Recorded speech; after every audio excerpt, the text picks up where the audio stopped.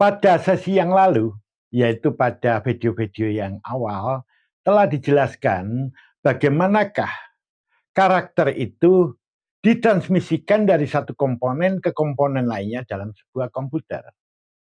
Karakter itu dijelaskan pada saat itu adalah notasi-notasi, baik berupa huruf seperti A, B, C, D, dan seterusnya, ataupun angka 0, 1, 2, 3, dan seterusnya, atau berupa tanda baca, titik, koma, titik dua, tanda tanya, dan lain-lainnya, atau tanda operasi matematik seperti plus, minus, bagi, kali, dan lain-lainnya, atau notasi-notasi lainnya. Semua notasi ini disebut dengan nama karakter. Ternyata di sini untuk mengirimkan satu buah karakter itu dibutuhkan 8 saluran atau 8 kabel. Melalui kabel-kabel itu nanti akan dikirimkan sinyal-sinyal listrik yang nanti sinyal listrik itu ternyata adalah representasi atau simbol dari data itu sendiri. Jadi jelasnya semacam ini. Mari kita lihat di papan tulis ini. Misalkan saja saluran atau kabel tadi saya gambarkan semacam ini. Ada 8 kabel, ada 8 saluran. Nanti pada masing-masing saluran itu akan saya kirimkan sinyal-sinyal listrik 2 macam, yaitu yang bertegangan lemah dan bertegangan kuat.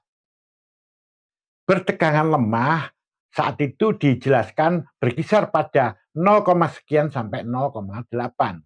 Di mana nanti tegangan lemah ini akan diberikan simbol angka 0. Yang kedua adalah tegangan antara 2,5 volt hingga 5,5 volt. Ini nanti yang akan disebut tegangan kuat yang nanti akan disimbolkan dengan angka 1. Jadi misalnya pada saluran yang pertama, pada kabel pertama, saya alirkan tegangan listrik yang merupakan tegangan lemah, yaitu pada kisaran 0, sekian sampai 0,8. Nah, saya simbolkan dengan angka 0.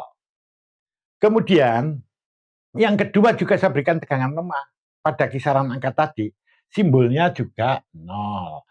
Kalau itu saya berikan tegangan kuat, yaitu antara 2,5 sampai 5,5, maka simbolnya adalah angka 1. Begitu seterusnya, sehingga tentunya Anda mengerti apa maksud dari ini semua. Patut dicatat di sini, angka yang menjadi simbol tegangan lemah dan kuat itu hanya ada 0 dan 1, yang lainnya nggak ada.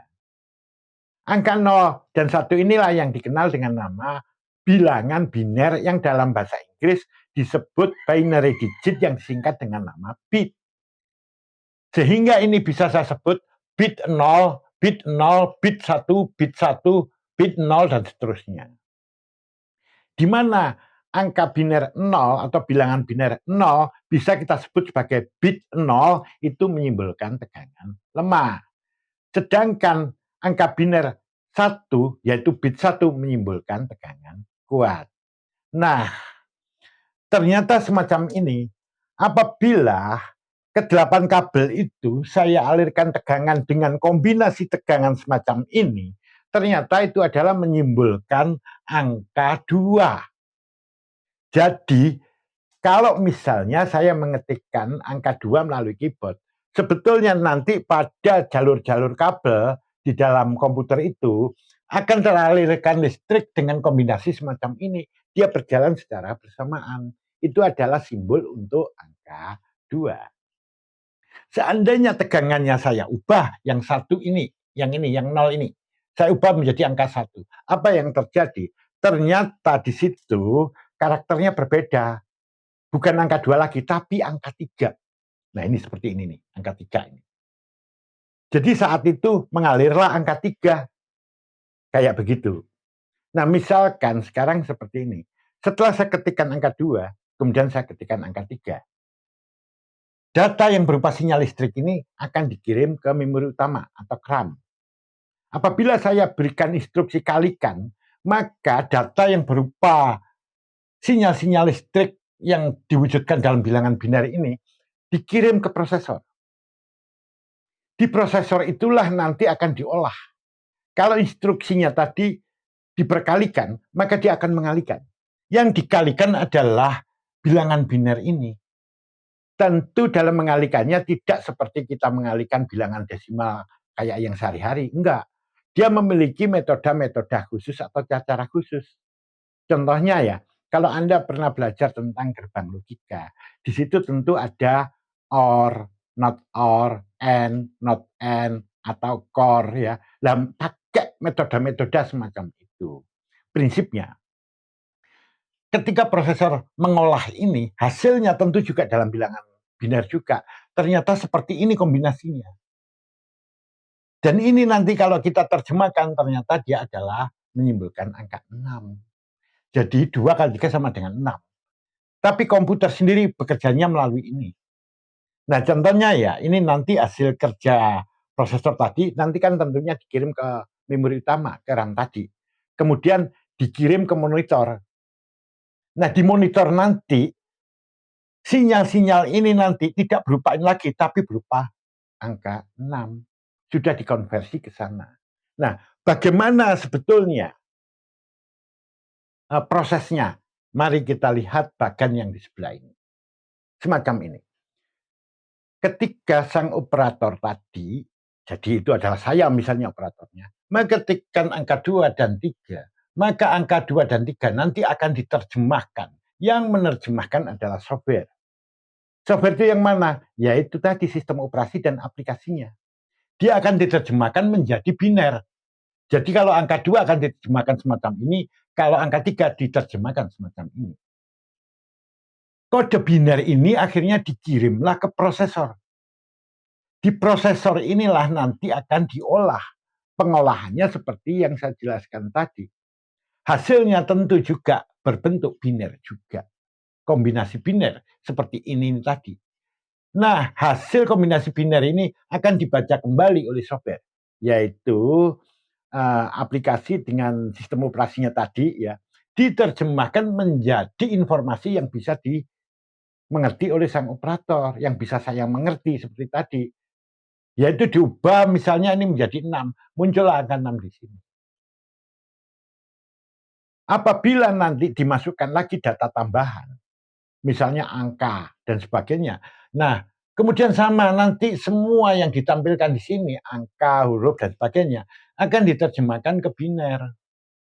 Kemudian dikirim ke prosesor, di sini diolah, hasilnya yang berbentuk biner dibaca kembali oleh sistem operasi dan aplikasinya tadi ya, oleh softwarenya, kemudian ditampilkan ke sini menjadi informasi yang berguna, misalnya dalam bentuk bilangan desimal atau huruf-huruf atau apa.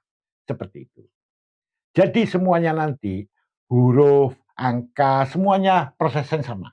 Akan diubah ke biner, biner diolah di mesin atau di prosesor itu, kemudian diterjemahkan kembali oleh software dan ditampilkan kembali ke sini menjadi informasi yang kita baca. Bagaimana kalau itu misalnya berbentuk suara atau film, video? Sama. Nanti semuanya itu akan dikonversi ke biner, kemudian dikerjakan di sini oleh prosesor, kemudian hasilnya akan diterjemahkan kembali menjadi informasi atau suara atau video yang bisa kita lihat. Semacam itu. Jadi secara prinsip di sini, komputer itu seperti yang contohnya tadi prosesornya itu, tidak mengenal huruf-huruf atau karakter-karakter desimal, nggak mengenal. Dia taunya biner. Jadi dia bekerja, mengolah biner. Jadi tidak mengerti data-data yang dalam bentuk aslinya yang semacam tadi. Jadi di sini kalau ada orang berkata bahwa apa betul komputer itu taunya bilangan biner dan dia bekerja berdasarkan bilangan biner? Betul sekali. Memang dia taunya biner itu tadi. Di mana biner tadi dalam kasus yang ini adalah sinyal listrik bertegangan lemah dan kuat tadi yang disimbolkan 01 yang disebut biner atau bit. Nah, begitu prosesnya. Dan patut dicatat di sini, dikatakan bahwa bit atau bilangan biner itu adalah dasar utama pada komputer. Dan itu dasar utama daripada kerja daripada komputer. Itu semua pernyataan itu. Betul. Nah, mudah-mudahan Anda bisa memahaminya dan kita bertemu pada sesi berikutnya.